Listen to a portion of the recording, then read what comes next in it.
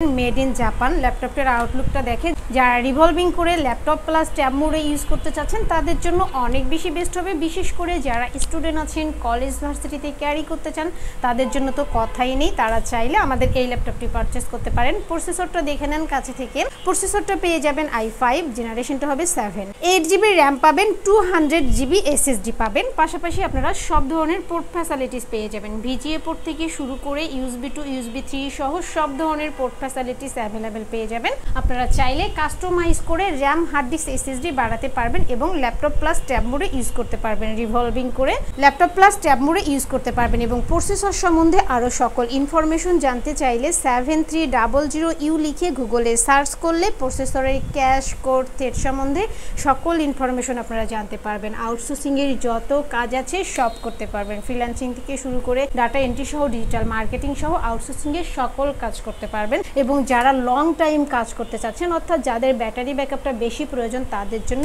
Best হবে i5 7 Gen।